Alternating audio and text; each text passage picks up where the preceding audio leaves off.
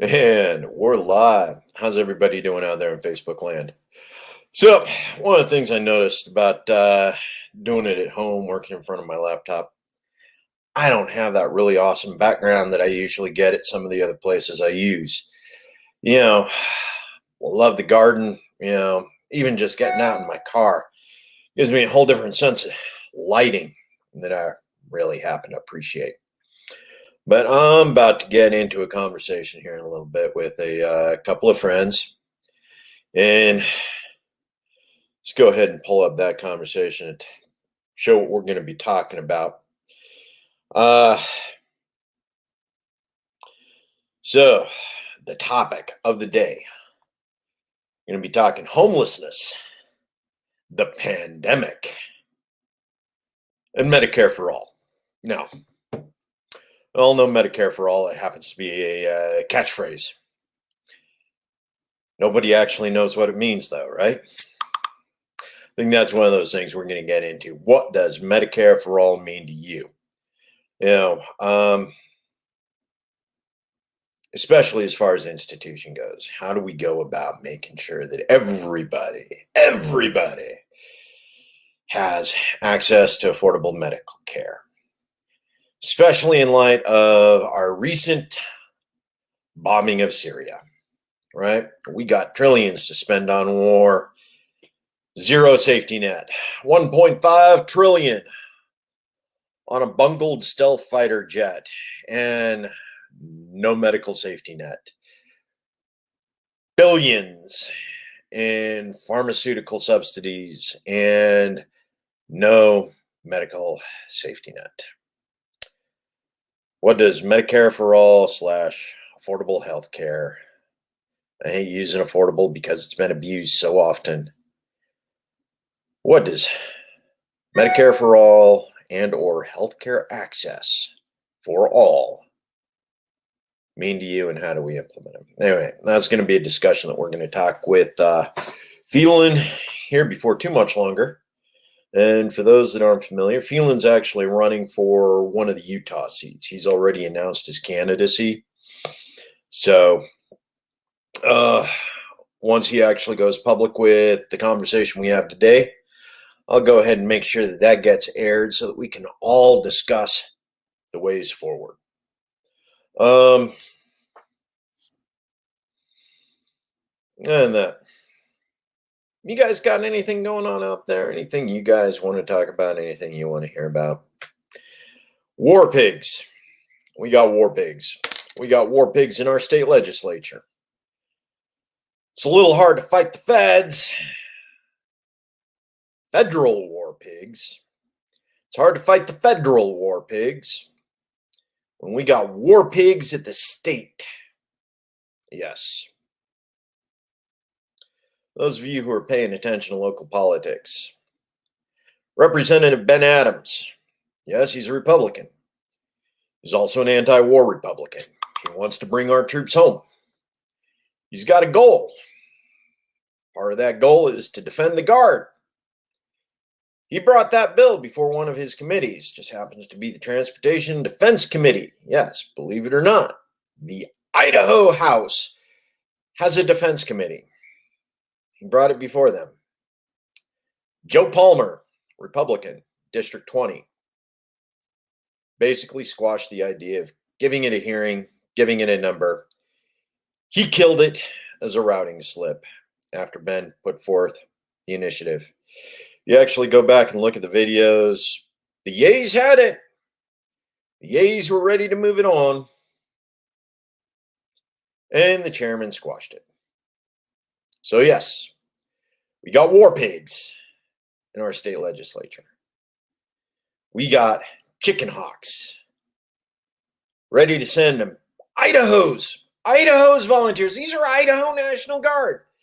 We got chicken hawks in our state Senate, in our state legislature, ready to send Idaho volunteers to die for an unconstitutional federal military action. Yeah.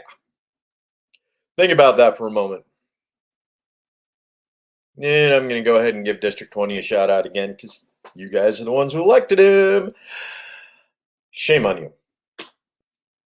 We'd be working on bringing our troops home at the state level by keeping the Idaho National Guard here in Idaho, not shipping them off to Kuwait or potentially even Syria to support operations other than war, which is what we call the war on terror, military operations other than war, winning the hearts and minds, which really doesn't win the hearts and minds, just makes people pissed at us.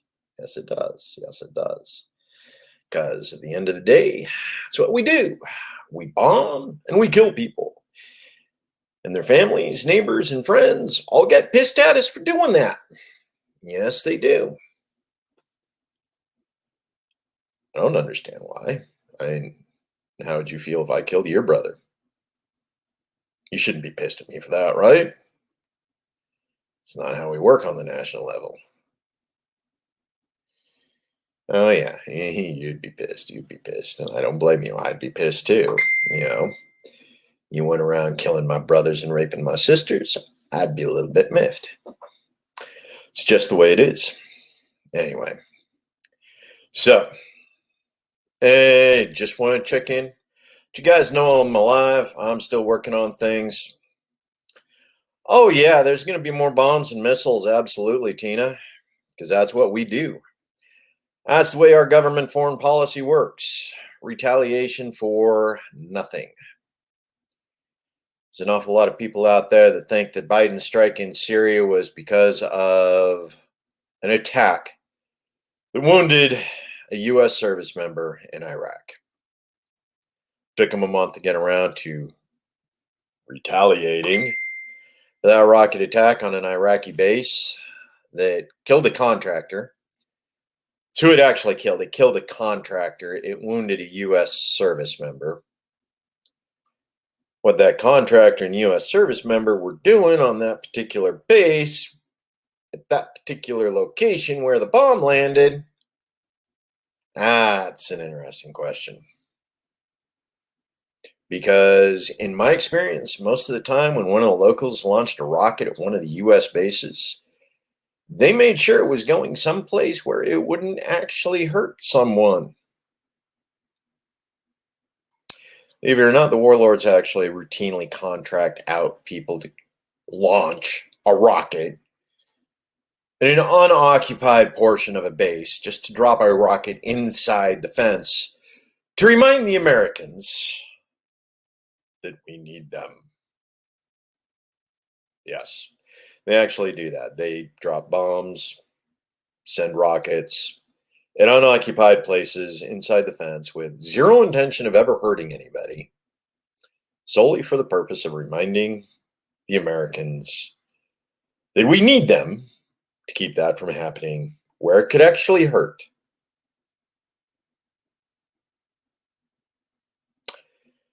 We'd save a lot of resources just by not having troops there. Straight up, man. Straight up.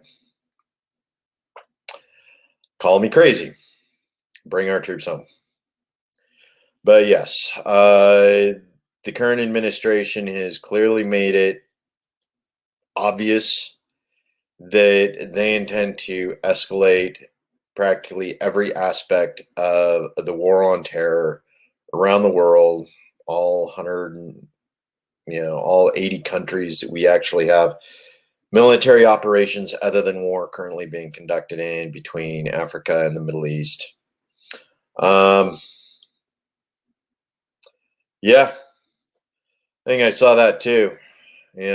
One of the Syrian women actually pleading for Trump, asking Trump to stop Biden.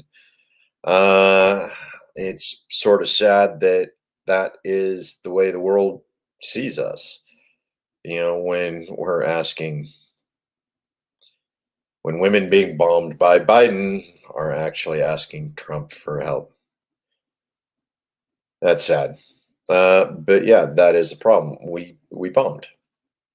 For those of you who don't care about little brown children, they killed puppies and kitties too.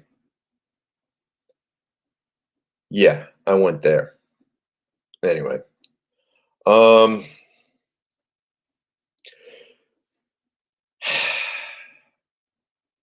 Meantime, I'm going to go ahead and give a shout out to Kind, Idaho. We're working on doing things with them.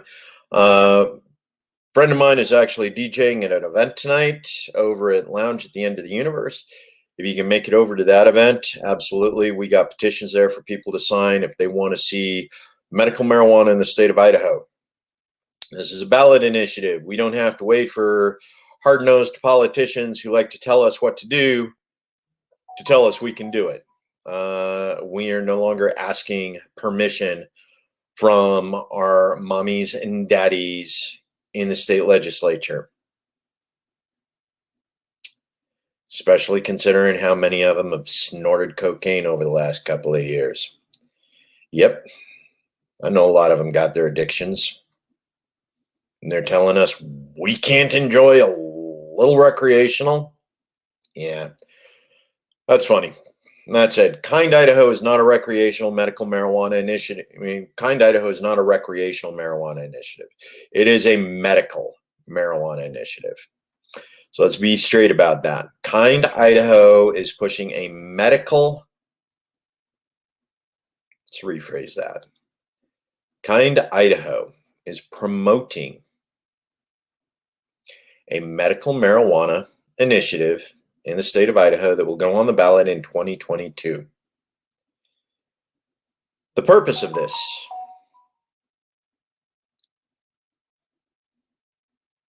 is to give Idahoans that are terminal the right to life. They'll be able to use marijuana to put off, in a lot of cases, a lot of the symptoms of the deterioration, despite the fact that FDA refuses to allow certain studies and nobody wants to spend the money based on the way FDA does business. We know that medical marijuana works on brain cancer. We have people in the state of Idaho with brain cancer who could use medical marijuana to extend their life. That is right to life, folks. That is a right to life. This is currently denied in the state of Idaho. In addition to that, we got right to the pursuit of happiness. We have people who need medical marijuana in order to enjoy their right to the pursuit of happiness in this state. They need it to relieve anxiety from post-traumatic stress injuries. They need it to relieve pain from a number of different diseases and conditions. Pain management, folks. Right to life, right to pursuit of happiness. That is what Kind Idaho is fighting for right now. So, shout out to them. Go to Kind Idaho on Facebook. Like them, love them, share them. Let the world know about them. That's going to be it for me right now. I got an interview here shortly. So I'm going to do a little primping, do a little preening. My hair just wants to do something different. That's not good. You have to figure out some way to work with it. Okay. Love you guys. Remember, family, friends, community. As long as you got those three, you make anything happen. Love you.